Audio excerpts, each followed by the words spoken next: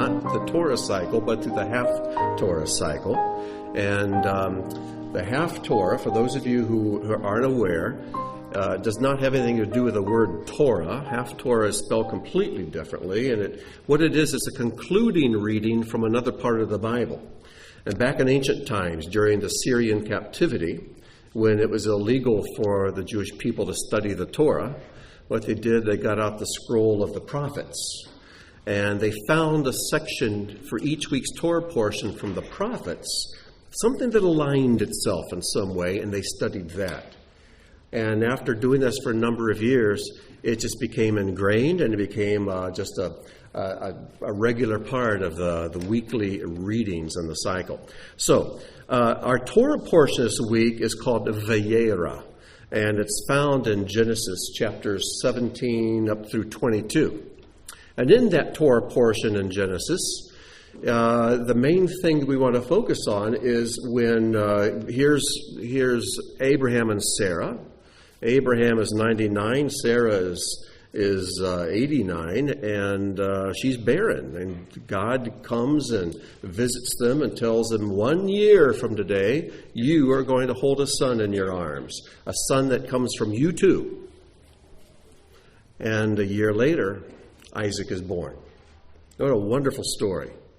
Well, in ancient times, to go along with that Torah portion, the portion 2 Kings chapter 4 was chosen.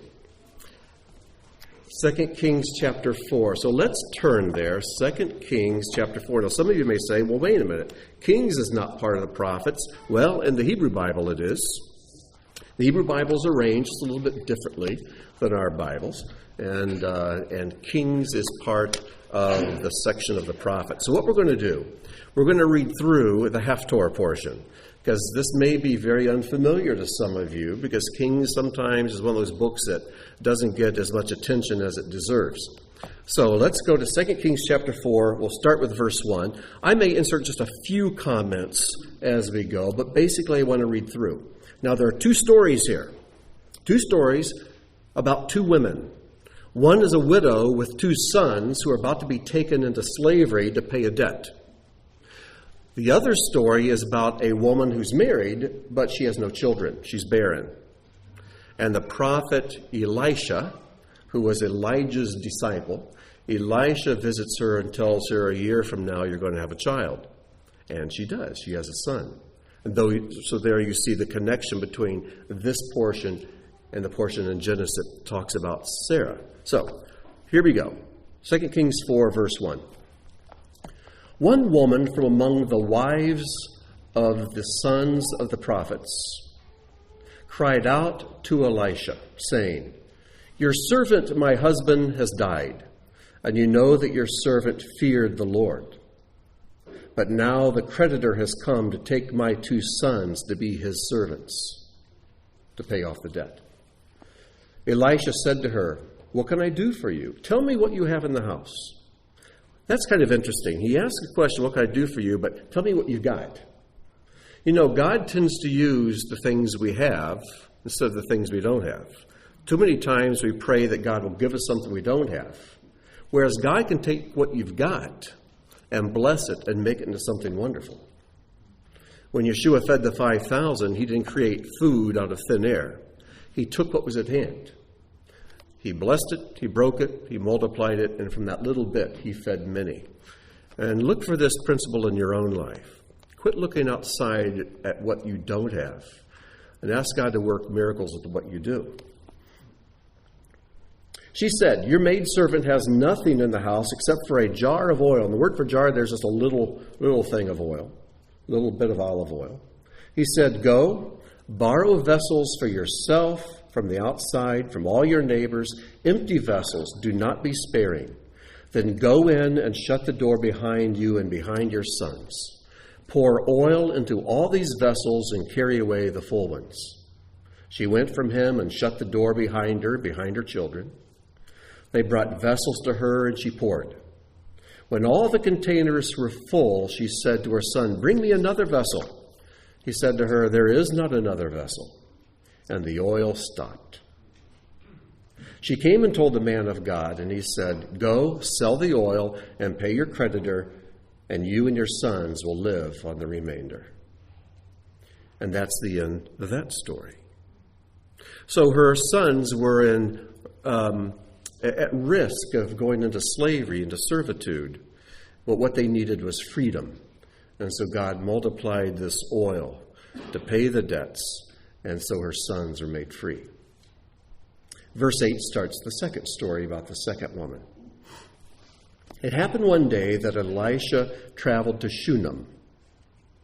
Shunem is a word that we're not quite sure exactly how to translate it, but Shunem has something to do with sleep. And it can mean double sleep or two sleepy people or something like that. It has to do with sleep and maybe the number 2. And it's kind of an odd word to translate. I guess you could call it Sleepy Town. There was a prominent woman there. She wasn't poor, she's wealthy. And she importuned him to eat a meal. And so it was whenever he, that's Elisha, would pass by, he would turn in there to eat a meal. She once said to her husband, "Behold, I now know that he is a holy man of God who passes by us regularly. Let us now make a small walled attic and place there for him a bed, a table, a chair, and a lamp, so that whenever he comes to us, he can turn in there." It happened one day that he arrived there, and he turned into the attic and lay down there. He said to Gehazi, his attendant, "Summon the Shunammite woman." He summoned her, and she stood before him. He then said to Gehazi, "Please say to her, 'Behold, you have undertaken all this exertion on our behalf. What favor can be done for you? Can something be said on your behalf to the king or the army commander?" She replied, "I dwell among my people." In other words, I'm content, I'm surrounded by family, we're well-to-do, and I don't need anything. So he said, and he's speaking to Gehazi, his attendant again, "What can be done for her?" Gehazi said, "Actually, she has no child, and her husband is old." He said, "Summon her." So he summons her again. She stood in the doorway. Elisha said, "At this season next year, you will be embracing a son." She said, "Do not, my master, O man of God, deceive me, your maidservant." In other words, this is too good to be true. Remember Sarah, when she got the announcement, she laughed. But this woman was almost afraid to believe. "Oh, don't deceive me. Don't get my hopes up and just to disappoint me." Verse 17, the woman conceived and bore a son at that season the next year, as Elisha had told her. The boy grew up. It happened one day he went out to his father, to the reapers in the field. He said to his father, "My head, my head." His father said to the attendant, "Carry him to his mother." He carried him and brought him to his mother. He sat in her lap until noon, and then he died. She went up and laid him on the bed of the man of God. Now, why did she do that? It's an important principle here. When you read between the lines, it tells us that Elisha summoned the woman to his room, but she stood in the doorway. And it says that he was laying on the bed. So he's lying back on the bed when he spoke to her through the door and promised her that at this time next year, you'll have a son.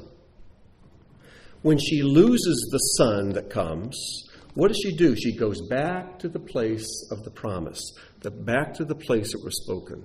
And she puts her son on the bed where the prophet would lie. And there are times in our lives when something just goes belly up. Some wonderful thing happens, and then it all just seems to crumble. Go back to the place where the word was spoken. Go back to the origin. That's what we have to do. She lays her dead son on the bed of the prophet. Then what does she do? Verse 22. She then called her husband and said, "Please send me one of the attendants and one of the donkeys so that I can hurry to the man of God and return." He said, "Why are you going down today? It's not a new moon or a Sabbath." She replied, "Shalom." Now, they may translate it as well, or "don't worry about it," or "goodbye," but she just said shalom. Isn't it interesting? She doesn't tell her husband about the dead son. There's nothing he can do about it. Wives, do you ever try to get your husbands to fix something that they can't fix?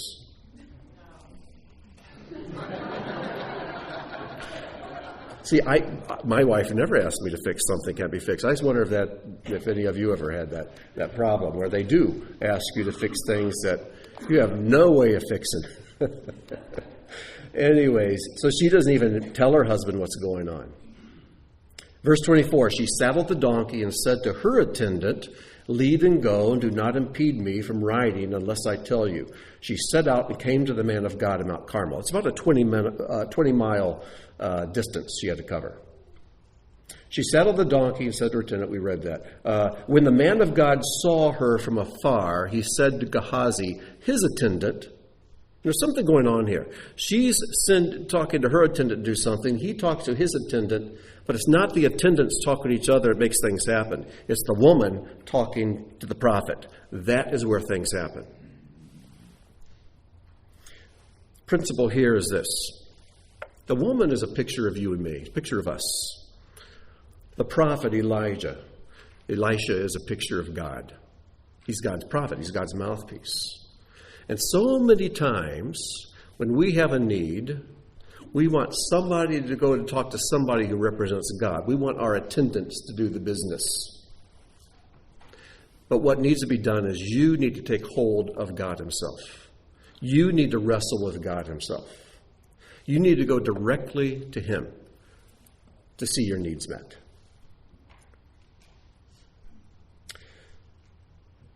And then an interesting thing. When the man of God saw her from afar, he said to Gehazi, his attendant, "Behold, it is that Shunammite woman. Now please run toward her and say to her, 'Is it well with you? Is it well with your husband? Is it well with the boy?'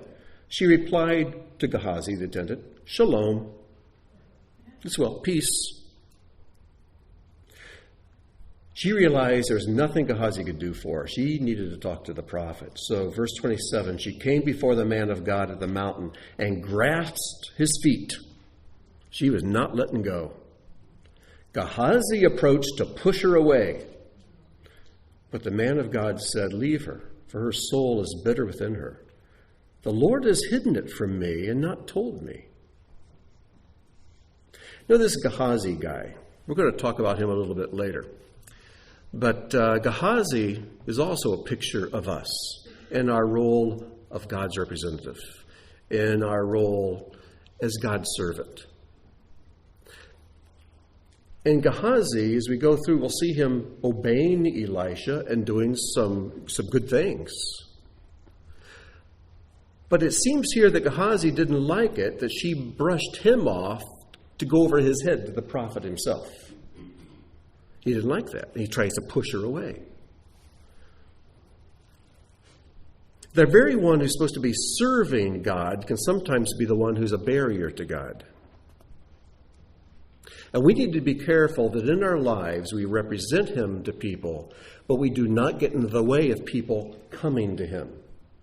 And this is always the difficulty with any religion, any denomination, with any church, with any synagogue. We are there to serve God, to represent him to people. But by the same token, our very existence can be a barrier to people coming to God. We go around, we want to share God, to share his truth with people. Sometimes they'll see something in our lives that makes them think, well, that's what God's person is like. I don't want any part of it.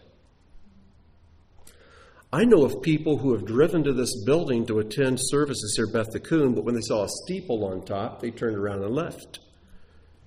Because, well, steeples are a pagan symbol, and they can't worship God in a place that has a pagan symbol on top. I don't think they would have got much out of my teachings anyway if they had come. But people who want to know God sometimes are scared of seeing a group of people. Or I don't know if I can sit that long in a pew. Or I don't know, I feel uncomfortable in that. You understand? And it's through no fault of our own many times. So anyways, what we need to do is be humble. And when people bypass us to go straight to the source, And even though they're addressing God in maybe a way we don't think is right, or they're approaching God in a way we don't think is quite as respectful of Him as it should be, that's okay. At least they're going to the right one. Let's not try to push them away and correct them. Say, oh, no, don't do it that way. Do it this way. If they're laying hold of God, you get out of their way and let them do it. He doesn't mind. So Gehazi approached to push her away, but the man of God said, leave her, for her soul is bitter within her. The Lord has hidden it from me and not told me. She said, did I request a son of my master? The answer, of course, is no, she didn't. Did I not say, do not disappoint me, mislead me, deceive me? He said to Gehazi, gird your loins, take my staff in your hand and go. If you meet a man, do not greet him, and if a man greets you, do not respond to him. Place my staff upon the lad's face. The lad's mother said, I swear as the Lord lives, and I swear as you live, I will not leave you. So he arose and went after her. So here's the scene. Elisha hands his staff to Gehazi, his servant, and Gehazi takes off. He girds up his loins. In other words, he takes his robe, pulls it up and tucks it in so it's short, so it doesn't get tangled up his feet, and he starts running. And he's got Elisha's staff to put on the boy, hoping that doing that, God will cause a miracle of resurrection. In the meantime, she says, listen, prophet, I'm not leaving you. So you're going to get real tired of me, or you're going to come with me and address this situation. You gave me the son, you prophesied him, and now he needs repaired. You need to restore him. And so after Gehazi leaves, Elisha leaves and goes on with a woman behind Gehazi. In the meantime, it says, verse 31, Gehazi went ahead of them and placed his staff on the lad's face, but there was no sound and nothing was heard. So he returns, and he's coming back and meets them as they're approaching. And he returned toward Elisha and told him, saying, the lad is not awakened. Why didn't this miracle work? If Moses can use a staff to part the Red Sea and to work miracles, all kinds of miracles, why couldn't Elisha's staff bring life back to this boy? I think it had more to do with Gehazi than it did with Elisha or his staff. I think there's another lesson here for us. Gehazi had just got done pushing this woman away from the prophet. Because he didn't like her going directly to him and going through Gehazi and going over his head straight to the prophet. Oh, but he's all fixed to go and work some great miracle in the prophet's name. I see myself a Gehazi. Because sometimes I'm more than willing for God to do some great work through me, but I don't like being overlooked when people go to God and they consult someone else instead of me, who I think they should consult. In other words, a servant who's pushing the woman away cannot be used by God to raise her son from the dead. We need to be careful how we treat people, because the way we treat people is going to determine to the greatest extent how God uses us to serve people, to serve his kingdom, and to accomplish his purposes. I really believe his pushing away of the Shunammite woman was a thing that interfered with the miracle being worked through that staff. That's just my idea. You could think about it. There's probably other ideas as well. They're even better. Verse 32, Elisha came to the house, and behold, the lad was dead, laid out on his bed. He entered and shut the door behind them both, and prayed to the Lord. Then he went up and lay upon the boy, placing his mouth upon his mouth, his eyes upon his eyes, his palms upon his palms. And that symbolism is very clear here. We were all dead in our trespasses and sins. And there's some parts of our souls are probably still dead that need to be resurrected. And the secret for life being breathed into us is we need to be mouth to mouth with God. His word needs to be in our mouths. We need to speak what he speaks. We need to see eye to eye with God. We need to see things from his viewpoint and agree with it. And we need to be palm to palm with him. Our works need to be his works. How do we do that? When we do his commandments, we're doing what God does. His commandments are a reflection of what his heart is and what he does in the world. So when we obey those commandments, it's not a way of keeping us under, it's a way of making us like him. So we need to speak his words. His words and our words need to be the same words. We need to see the way he sees. We need to work his works. I'll tell you what, then you're alive. You'll never be so alive as when you do those three things. He stretched himself out over him and warmed the flesh of the boy. He withdrew and walked through the house, once this way, once that way. Then he went up and stretched himself over him. I don't know why he had to take 2 times. But the lad sneezed 7 times. The lad opened his eyes. Elisha called Gehazi and said, "Summon the Shunammite woman." He summoned her and she came to him. He said, "Pick up your son." She came and fell at his feet. There she is at his feet again and bowed down to the ground. She then picked up her son and left. And that's the end of the Haftarah portion. Now, I always struggle when I try to teach this because we have 3 women involved. We've got Sarah in Genesis, who was promised a son. A year later, she gets a son. And then later, she thinks she's going to lose her son because Abraham takes him up to offer him up to God on the mountain, but she receives him back. And then you've got the first woman there, the widow with 2 sons, and she's afraid she's going to lose her 2 sons to slavery, but a miracle has worked for the oil, and she sells the oil, gets the money, pays the debt. Her sons stay with her happily ever after. And then you've got a third woman, the Shunammite woman. And the Shunammite woman has no son.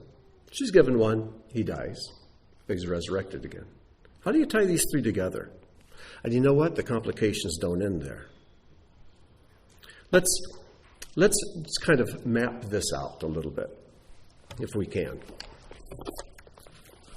I'll give you kind of a matrix to go by to sort out these stories. Now, on the slide, you see 4 ovals, one at the top, one at the bottom, one to the left, one to the right. These represent the 4 women in our story. You're going to say, well, wait a minute, Grant, there's only 3. Oh, there's actually a 4th. You don't think things are complicated enough? There's a 4th woman we have to put in here. So, let's start with Sarah. And I apologize, I have to blow these up so I can write inside these ovals. Let's start with Sarah. She's in our Torah portion this week. And we reviewed a little bit about her life. And the story is found in Genesis. And it's chapters 17 to 22. Okay. We start with Sarah. And with Sarah, and I need to get a different paper out here, or else I'm going to completely lose track. This is so complicated, I really need to look at my notes for this part. So bear with me a second. And it is there. Okay. Now, Sarah is in our Torah portion, but then in our half-Torah portion, we want to focus at this point on the Shunammite. So in the bottom circle, I'm putting the Shunammite. We don't have a name for her, but we'll just put Shunammite. Let's compare these 2 first. And her story is in 2 Kings 4. Now, these 2 women are very much connected, even though they lived centuries apart. Sarah was barren. The Shunammite is barren. Sarah is wealthy, and the Shunammite is wealthy. Sarah's husband is old. The Shunammite's husband is old.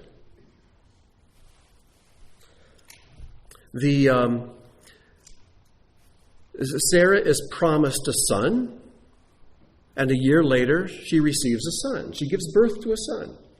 The Shunammite is promised a son. A year later, she gives birth to a son. Do you see the connections? So, we have this connection with these 2 stories. But then,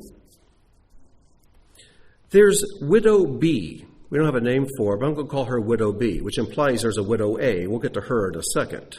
But let's go to Widow B, which is in our Haftarah portion. Widow B, which is a terrible way to designate this poor woman. But Widow B is found in 2 Kings chapter 4 as well. But unlike Sarah or the Shunammite, she's not barren. Sarah the Shunammite, they had a husband but no sons. The widow has sons but no husband. And she's very poor. And in this story, she has 2 sons, but they're about to be lost. But because of a miracle, God restores them. But to understand widow B, we have to go back and look at widow A. And widow A is found in 1 Kings. So everybody turn to 1 Kings. 1 Kings chapter 17. And you'll see why we must include this other widow in our story. I probably sound really weird on the recording because I keep stopping. It's because I can't write and talk at the same time.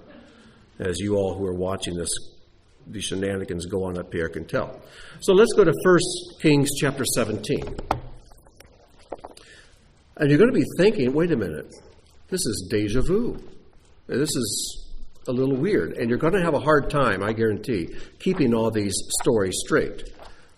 But there's no other way to approach this than to take the entire thing together. We're going to start in 1 Kings 17, verse 10. Now, what we've been reading about so far in the Haftarah portion is about Elisha. Elisha, E-L-I-S-H-A. But Elisha's mentor was a prophet named Elijah. E-L-I-J-A-H, as it is normally spelled. Elijah means God is Adonai, the Lord, Yud-He-Vav-He. But Elisha means God is Savior. So let's read about widow A. 1 Kings 17, verse 10. So he, Elijah, rose and went to Zarephath, which means refining, like refining metals, and arrived at the entrance of the city. Behold, a widow was gathering wood there. He called to her and said, "Please fetch me some water in a vessel, that I may drink." She went to get it. He called to her, saying, "Please fetch me also a piece of bread in your hand." She said, "As the Lord your God lives, I have not so much as a cookie, but only a handful of flour and a jug." We had some oil in it, and a bit of oil on the cruse. Sound familiar? This is during a period of 7 years of famine. There's no rain. And this is why there's no food. And she goes on and says, "Behold, I am gathering 2 pieces of wood. Then I will go and prepare it for myself and my son. We will eat it, and then we will die." But Elijah said to her, "Fear not. Go do as you have said, but first prepare a small cake from it, or biscuit of some sort, from it for me, and bring it out to me, and prepare for yourself and your son afterward. For thus said the Lord God of Israel, the jug of flour shall not run out, and the flask of oil shall not lack, until the day the Lord provides rain upon the face of the earth." She went and did according to the word of Elijah, and she ate, she and he and her household, for a year. The jug of flour did not run out, and the cruse of oil did not lack, in accordance with the word of the Lord, which he had spoken through Elijah. The miracles are similar, aren't they? For widow B, it's a matter of filling up as many vessels as you can for oil, so that oil can be sold for money, money can be given to the creditor, and your sons will have freedom. But widow A, it wasn't a matter of freedom, it was a matter of life itself. They were going to starve to death. She didn't have to go borrow vessels. For a whole year, whenever she needed flour, she poured flour out of the jar. Whenever she needed olive oil, she poured oil out of the other jar. And they kept providing flour and oil for an entire year till the rains came, the food grew, they didn't need the miracle anymore. Oh, but the similarities don't stop there. Continue on, verse 17. And it happened after these events, the son of the woman, the landlady, became ill. His illness became very serious until there was no breath left in him. She said to Elijah, "What is there between me and you, O man of God, that you have come to me to call attention to my sins and to cause my son to die?" He said to her, "Give me your son." Now what does he do with the son? He took him from her bosom, brought him up to the upper story where he was dwelling. He laid him on his own bed. He called out to the Lord and said, Adonai, my God, have you brought harm even upon the widow with whom I dwell, to cause her son to die? He stretched himself out over the boy 3 times, and he called out to the Lord and said, O Adonai, my God, please let this boy's soul come back within him. Adonai hearkened to the voice of Elijah, and the soul of the boy came back within him, and he came to life. Elijah took the boy and brought him down from the upper story to the house and delivered him to his mother. Elijah said, See, your son is alive. The woman said to Elijah, Now I know through this that you are a man of God and that the word of Adonai is in your mouth is true. See why we have 4 women in this story?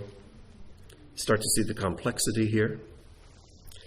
And I don't make any claims to be able to sort all this out for you. I'm just letting you know what I've been wrestling with this week. But you see the similarities here. Woman B and woman A. You have a widow and a widow here. Yet widow A has more in common with the Shunammite when it comes to sons, because the Shunammite son died, was resurrected, and widow A's son died and was resurrected. But when it comes to food and miracles of provision, widow A and B have more in common, because God supernaturally provides the food for them. Both of them provided rooms for the prophet, one for Elijah, one for Elisha. But then, as we follow this a little further, the Shunammite woman and widow B are in the same Haftarah portion, but widow A is in a completely different part of the Bible. Another thing is, widow and the Shunammite received dead sons back to life, but Sarah and widow B receive live sons that are at risk spared. Okay? Their live sons are spared. Now, I got about this far in mapping this all out, and then that's when my son and his wife and granddaughter showed up, and I didn't get anything else accomplished all week, because I've been playing with my grandbaby. But I wanted to put this in front of you so that at least you can begin to wrestle with the complexities of this. But let me say this much insight I have to this. You've got 4 moms, and you've got 5 sons. All of these mothers went through physical birth pains to give birth to their sons physically. But I'm convinced that all mothers go through birth pains twice with each child. The first time, they go through physical pain giving physical birth to this child. This is Mary went through physical pain giving birth to Yeshua the Messiah. But I believe every mom goes through a second labor, a second set of birth pains. And that's when she lets go. She has to detach her soul to a degree from the soul of her child. With Sarah and the widow B, it was in the fear that the sons were lost. Sarah feared her son was going to die on the mountain at Abraham's hand, and the widow B thought her sons were going to be lost into slavery. But God did a miracle and restored them. Widow A and the Shunammite, their sons actually died. And yet God restored them.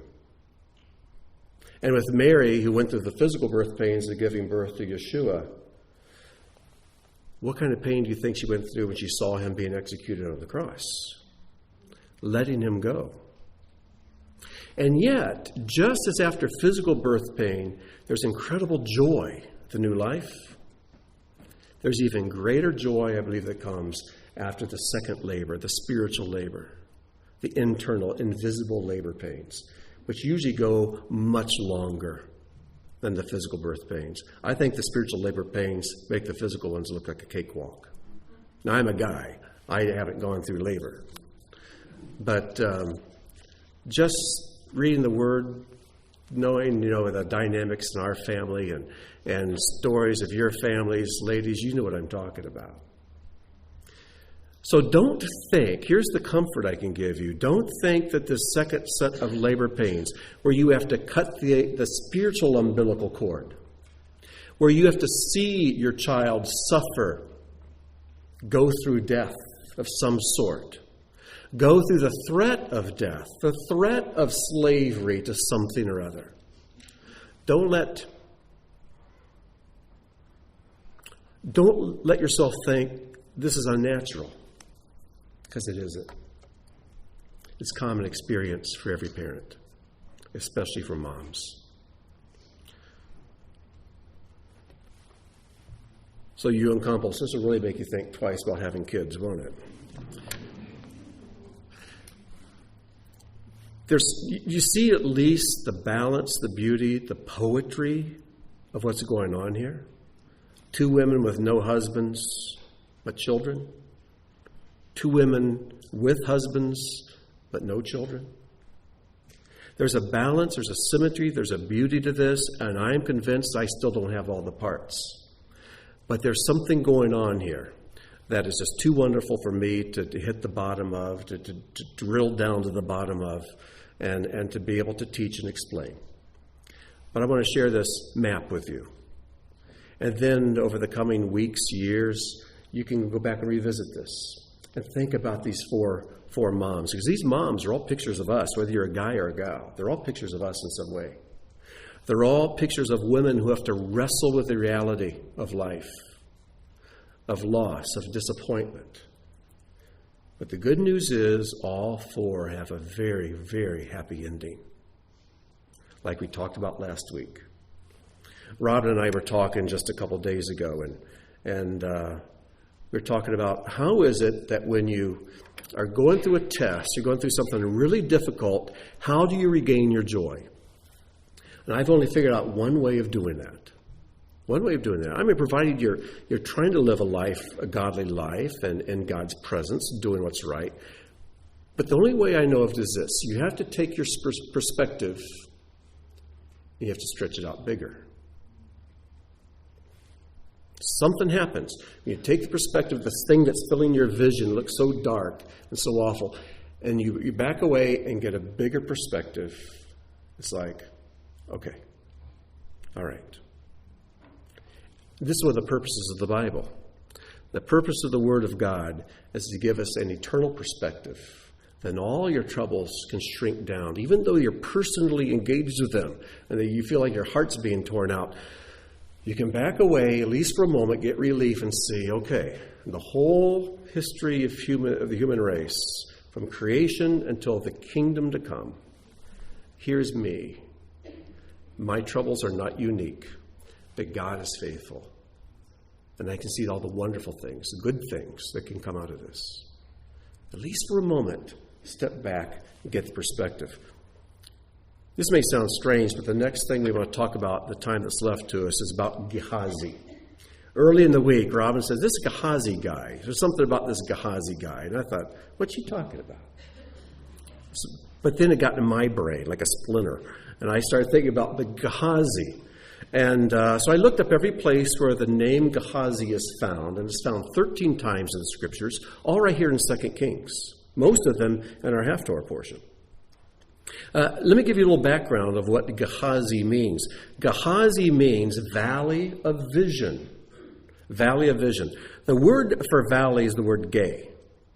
And for vision is chazion. And you notice you take the first 2 letters of valley, the gimel and the yud, and there they are in the Gehazi's name. And then you take the first 3 letters of vision, chet, zayin, yud, and there they are. You put the 2 together, and you've got Gehazi, or Gehazi, which means Valley of Vision. Why is this the name for this guy? Because Gehazi is also a picture of you and me as a servant of God. And as we serve God, there's only one place we can serve Him, and that's down in the valley. Now I want you to picture yourself in a valley, and when you're in the valley, it can be very beautiful, but your vision is limited by the mountains that surround you. You can only see to the limit of the mountains that surround you. Now, if you go up on the mountain, if you could get up on the mountaintop, you can look down into the valley and see the shadows there. But you're never in the shadows.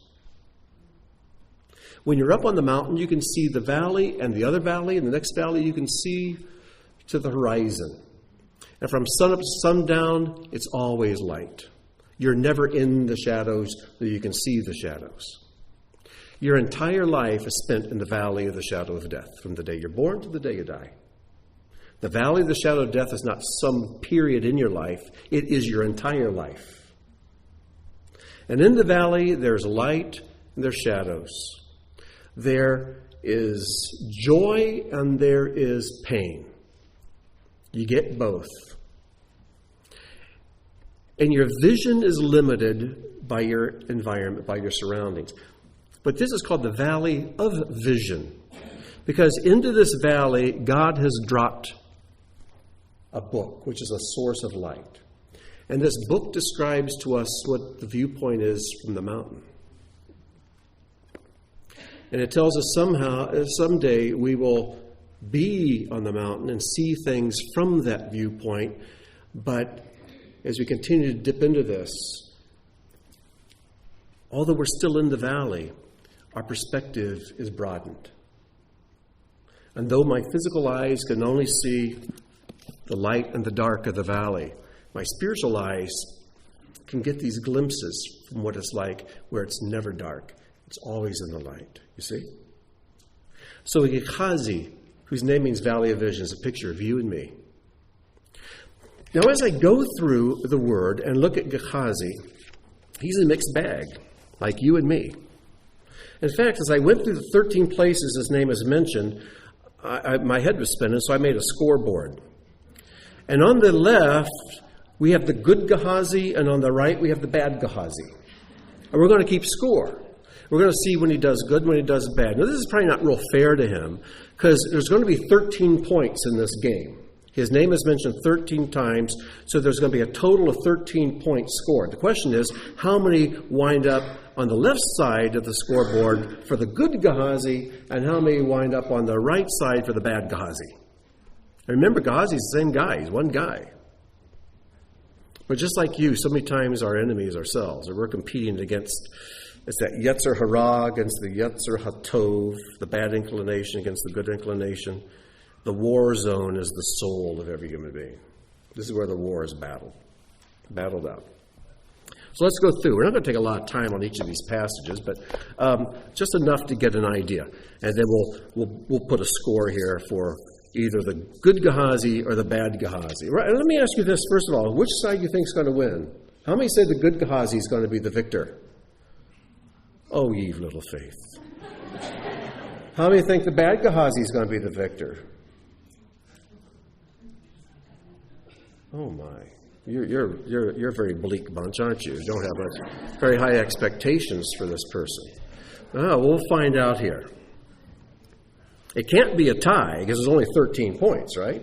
So, well, the first reference to Gehazi is in 2 Kings 4:12. Now, a lot of these are passages you've already read, but let's look at them again briefly. Elisha is speaking. He said to Gehazi, his servant, "Call this Shunammite." And when he had called her, she stood before him. So this is good. We'll give the good Gehazi a point for that. Elisha gives him an order. He obeys it. He obeys the order to give the call. This is one of the things we're supposed to do. God says, call people. And we call them. The next time we find his name is 2 verses later, verse 14. Now here, Elisha, the prophet, who should have almost like the mind of God, he asked Gehazi for some guidance, for some counsel. He said, "What's to be done for her?" Now she built this room on top of the house, and she's provided these things and food, and every time I come by, I have a place to stay. What's to be done for her? Gehazi answered, "Well, she has no son, and her husband is old." Good advice. We'll give good Gehazi another point. When do we ever give God advice? What you see here is a picture of prayer, where Gehazi is bringing to God's attention, or the prophet's attention, a need. He's intercessing for a need. I have a feeling Elijah probably knew good and well what the need was. But he consults his servant, lets him participate in this. Well, the next time Gehazi's mentioned is down to verses 25, 26. This is after the son has died. So she set out and came to the man of God at Mount Carmel. When the man of God saw her coming, he said to Gehazi, his servant, "Look, there's the Shunammite. Run at once to meet her and say to her, is all well with you?" So anyways, he gives Gehazi instructions. Go check on the woman. What's up? So Gehazi does. That's good. Next is verse 27. When she came to the mountain to the man of God, she caught hold of his feet, and Gehazi came to push her away. Bad Gehazi. He didn't like being jumped over to get to the prophet. He wanted to be acknowledged. I went and asked her what she wanted. She said everything's fine. Then she comes and does this, and he gets all frustrated. And then the next one is down in verse 29. Elijah says to Gehazi, "Tie up your garment, take my staff in your hand, and go. If you meet anyone, do not greet them." So he gives his staff to Gehazi, and Gehazi takes off to go. But in verse 31, Gehazi went on ahead and laid the staff on the face of the child, but there's no sound or sign of life. Therefore he returned to meet him and told him the child's not awakened. So it was a failure. The mission was a failure. He went, but didn't have the desired result. So right now our score stands at 4 for the good Gehazi, 2 for the bad. Go down to verse 36. Then he summoned Gehazi. This is after he restores life to the Shunammite woman's son. He summoned Gehazi and said, "Call this Shunammite." So he called her. When she came to him, he said, "Pick up your son." That's good. Calls her again. This time with really good news. Really good news. Your son's alive. Come get him. He's ready for pickup. All right. But now we go beyond the Haftarah portion into chapter 5. This is the story of Naaman the leper. He's a Gentile who is a very powerful general in the army, but he's a leper. One thing leads to another, and Naaman learns about Elisha and his miracle-working powers. So he comes to Elisha. Elisha says, "Go bathe and immerse yourself in the Jordan River 7 times. And so he does, and the 7th time he comes up, the leprosy's gone. So he offers Elisha all this wealth as just as a thank you for what he's done. Elisha says, "Don't need it. Fine, thank you very much, but you can take it back home with you." But Gehazi has some ideas. 2 Kings 5:19, he said to him, "Go in peace." But when Naaman had gone from him a short distance, Gehazi, the servant of Elisha, the man of God, said, "See, my master has spared this Naaman the Syrian, and not accepting from his hand what he brought. As the Lord lives, I will run after him and get something from him." Bad Gehazi. This is the temptation for anyone who serves God, especially in any kind of official capacity. To go from being a servant who serves out of love for God and a love for people, and to becoming a hireling. In other words, well, there's a little something for me in this.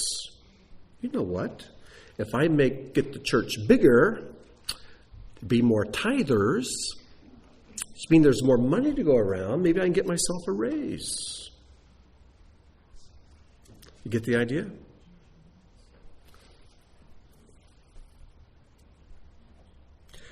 We go on. Chapter 5, verse 21. So Gehazi followed Naaman, or we can tell right away this is going to be bad. So we'll go and put a point right there in the bad column. And when Naaman saw someone running after him, he got down from the chariot to meet him and said, "Is all well?" And he said, "All is well. My master," get this is what Gehazi says, "my master has sent me to say, there have just now come to me from the hill country of Ephraim 2 young men of the sons of the prophets. Please give them a talent of silver and 2 changes of clothing." What a liar. I've got advice for you. When you meet someone who just plain old outright lies, don't try to figure out why. Honest people can never understand why a liar lies. You'll make yourself crazy trying to figure it out. I've had people look at my face and swear up and down that such and such is the case, and they were just lying and seemed real comfortable with doing it. Sometimes lying where there's nothing to be gained by lying. They just lie. I don't understand how that works. I don't get it. Don't even try to understand it. You have to be crazy to really understand a crazy person. I think you have to be a liar to understand a liar. So I guess as long as I can understand him, I have some honesty in me. Well, we go on. Scores at 5-4, okay? It's getting to be a pretty tight game. 2 Kings 5:23, and Naaman said, "Be pleased to accept 2 talents." And he urged him and tied up 2 talents of silver in 2 bags with 2 changes of clothing, laid them on 2 of his servants, and they carried them before Gehazi. And when he came to the hill, he took them from their hand and put them in the house. In other words, he didn't want them to get too close to the house. Elisha might see. So once they get close, they come to the hill. "Oh, don't go away. I'll take them from here." And he puts them under his coat and sneaks on into his house. Tie game. Now how many people believe Gehazi's going to come out? The good Gehazi's going to win. Oh, I don't see any hand. Oh, one hand. I see David Saffler. He must have read ahead, huh? All right, let's see what happens. 2 Kings 5:25. He went in and stood before his master, and Elisha said to him, "Where have you been, Gehazi?" And he said, "Your servant went nowhere." I think we can put that over here in the bad Gehazi column. But he said to him, "Did not my heart go when the man turned from his chariot to meet you? Was it a time to accept money and garments, olive orchards and vineyards, sheep and oxen, male servants and female servants?" In other words, he not only sees what Gehazi took, he saw how Gehazi planned to spend it. "Therefore the leprosy of Naaman shall cling to you and to your descendants forever." So he went out from his presence a leper like snow. I don't care how high and lofty you are in God's service. It's like Spurgeon said, the seat of the mocker may be very lofty, but it's very near the gates of hell. And you know, the higher they go, the harder they fall. And so never take for granted, never assume that you can't fall flat on your face and become worse than the people you think you've come to save, to serve and to save and lead to the Lord. We need to stay humble because we could fall very easily if we take our eyes off the ball and get a little selfish. Yes, Adam, question. What's that? Okay, sure, go ahead. This one was interesting because part of me always wondered, looking back in the garden, that right when you made that apple, they were like, "Oh my God!" Yeah. I think here we see this moment where we're looking, we've got 5 and 5. Yeah. It's 5 and 6 now. Yeah. There's a 5 and 5, and where he said, "Where were you?" Yeah. And if he had simply confessed, then his end score would be still close, but there'd be that one on the good side. It's that one last sentence where he's alive. Interesting, yeah. So it's always interesting when you think sometimes you can really dig a deep, deep hole, but there's that one moment where the scales tip. And for him it was just... Good point. And another thing, as you're talking, remind me, where did Gehazi first start scoring, on the good or the bad side? He started scoring over here on the good side. And I think after he built up some merits over here, he started thinking, I'm doing pretty good. I don't have to be so tense about this service stuff. I can relax a little bit. And that's when the dangers come, yeah. So, all right, we have 2 more points. Let's see where they fall. 2 Kings chapter 8, we fast forward years now. 2 Kings 8, verse 1. Now, Elisha had said to the woman whose son he had restored to life. Who is this? The Shunammite. She comes back into the story again. 4 chapters after we think we've seen the last of her, now she appears again. Elisha had said to the woman whose son he had restored to life, "Arise and depart with your household, sojourn wherever you can, for the Lord has called for a famine, and it will come upon the land for 7 years." So the woman arose, Now, isn't this similar to what happened back in 1 Kings with Elijah with 7-year drought and famine? And the widow there, she was going to starve to death, so a miracle's work, so the flour and the oil didn't run out for the year. So the woman arose and did according to the word of the man of God. She went with her household and sojourned in the land of the Philistines 7 years. And at the end of the 7 years, when the woman returned from the land of the Philistines, she went to appeal to the king for her house and her land. Kind of sounds like the debtor story, widow B. There's a connection. Now the king was talking with who? Gehazi, the servant of the man of God. Now, this is something that really makes me happy. Music. I love music in the middle of the sermon. That's quite all right. What makes me happy is that here's a Gehazi who now has 1 point over in the negative side of the scoreboard. He's a leper, but he's still called the servant of the man of God. Something's happened in his life. Apparently, what Elisha did had its desired effect. Because now Gehazi is sitting in the presence of the king. Lepers don't sit in the presence of the king, but Gehazi was. And what was he doing? The king was talking with Gehazi, the servant of the man of God, saying, "Tell me all the great things that Elisha has done." So here we see Gehazi again in the position of one who testifies to God's mighty works. And we have a tie score. 2 Kings 8, verse 5. And while he was telling the king how Elisha had restored the dead to life, behold, the woman whose son he had restored to life appealed to the king for her house and her land.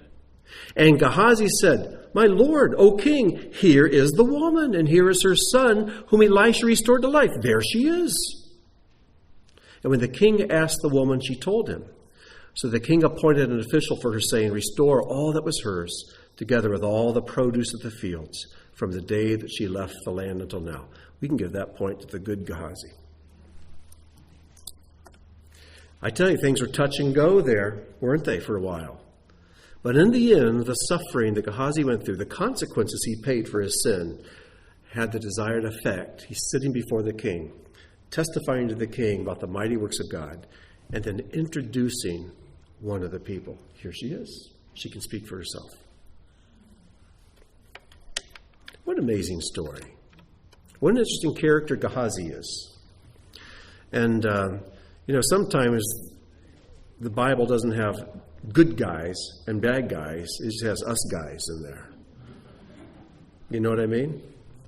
And let's learn from his lesson. Let's not get comfortable when things are going well. We're starting to feel, really, I am a little holier than thou. I am.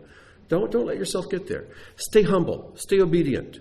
Don't interfere when people are going to God, bypassing you and maybe not doing it your way. Don't start getting selfish, thinking, I do all this service for God, and what do I get? My bills are gone up, my taxes are gone up, the doctor and this and that. I got a headache and sinus, and it's time to have some me time. Well, Gehazi had some me time and got leprosy for his trouble. There's no time for me time. I bet anything after Gehazi got that leprosy, he thought, if I could just go back to just serving Elisha for free. And there's a lesson to be learned here. So anyways, it's probably not the direction you expected the Bible study to go. Talking about 4 women that are somehow connected, but the connections are real hard to figure out. And then Gehazi.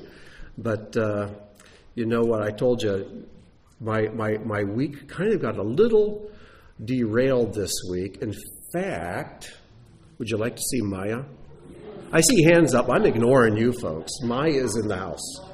So, Josh, you bring your daughter up here. Everybody's seeing pictures. Is she sleeping? That's okay. She's pretty when she's sleeping.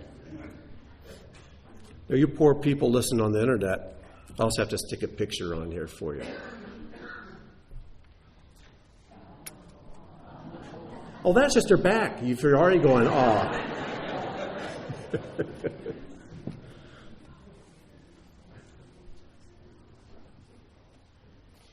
Now, the people who listen on the internet don't attend here. I've just been driving people crazy and showing everyone pictures of my granddaughter. And here she is. Hey, Maya. This is your big moment. Say hi. Get a good stretch. There you go. Scary, isn't it? You don't want to wake up to this every morning, do you? So anyways, this is Maya. This is my son, Josh. And Sarah's in the house somewhere, isn't she? Sarah, why don't you come on up, too? I want everybody to meet you. Come on, don't be shy. Here comes Mama. Do you have anything to say? Do you have anything to say to the people? It's your chance, Maya. No? This is our daughter-in-law, Maya.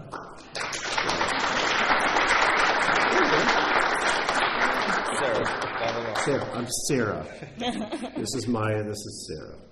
And Josh and Sarah met over in Abu Dhabi. Oh, she's smiling now. There she goes. There's the on switch. Yeah. See everybody? So Sarah's from Italy, and so she went back to Rome, her hometown, and that's where Maya was born. And then they went back to Abu Dhabi and then just showed up on our doorstep Monday night. And it was one of the happiest days of our lives. Okay, Maya, ready to go back take your nap? You want to smile again? You smile again? Can you smile one more time? There we go. Okay. All right, I'm going to give her back. Thanks, kids. All right, you all forgot your questions now, didn't you? That's all right. Tell you what, we're going to close in prayer, and then we'll stand and have the bracha. And Tim, you'll be leading us in the blessing, won't you? Our Father and King, thank you so much for your many blessings, your goodness to us. Thank you for the wonder of your word. Lord, we feel like children who are playing with diamonds and rubies, things that we cannot even begin to appreciate for value. Lord, give us insight and wisdom, and help us to be more the servant you want us to be. Help us to go through the labor pains you introduce into our life, because we know from your word that all pain is labor pain, and all labor pain brings forth life, and it brings rejoicing. So, Lord, help us to embrace the pain that you ordained for us. But, Father, spare us from the pain that comes through our own foolishness. But even that, too, can bring life. And we give you praise for the wonderful ways you work, for your wisdom and your grace toward us. We praise you in the name of Yeshua HaMashiach. Amen.